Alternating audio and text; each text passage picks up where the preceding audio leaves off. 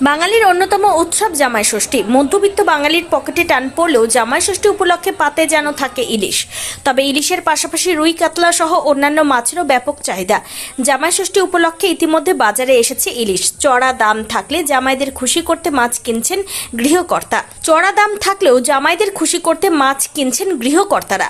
এর পাশাপাশি সবজি সহ অন্যান্য সামগ্রীর দামও অগ্নিমূল্য।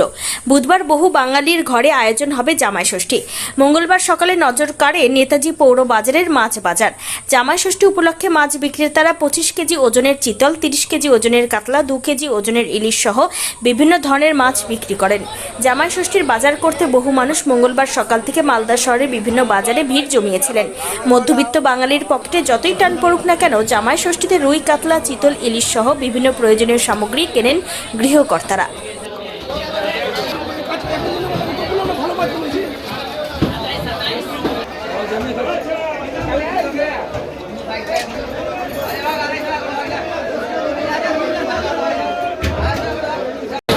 চিতল আছে, ভেটকি আছে, ইলিশ আছে, পমপ্লেট আছে। এটা কি জামাই ষষ্ঠী উপলক্ষে কি মাছ এসছে এবার? জামাই ষষ্ঠী উপলক্ষে। কিসের চিতলের ওজন কত প্রায়? এটা 10 কিলো। কালকে কেটেছিলাম 15 কেজির একটা। কত করে রেট চলছে? 1000 টাকা পেটি, 1400 টাকা। ইলিশ ইলিশ আছে 1500 টাকা। কাতলা কত দিচ্ছে? কাতলা 600 টাকা কেজি, গোটা কিনে নিয়েছে গঙ্গার। কেটে 800 টাকা কিলো বিক্রি হবে। কেমন বিক্রি চাই ষষ্ঠীর জন্য? মানে রবিবার মার্কেটটা হয়েছিল, কালকে মার্কেটটা হয়নি। আজকে দেখা যাক কি হয়। কেমন বিক্রি হয় প্রত্যেকবার ষষ্ঠীতে মাছ? প্রত্যেক বছর তো ভালোই হয়, মোটামুটি বেচা কিনা ভালোই হয়। আপনার নাম? আমার নাম পিন্টু।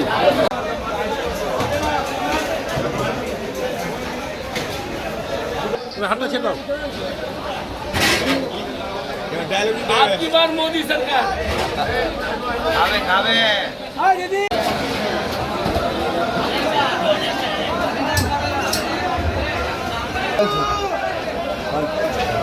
ভালো করে করেন দুটো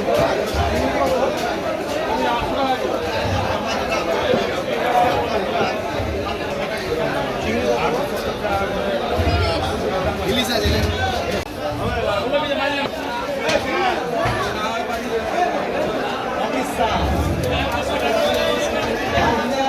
ঠিক আছে।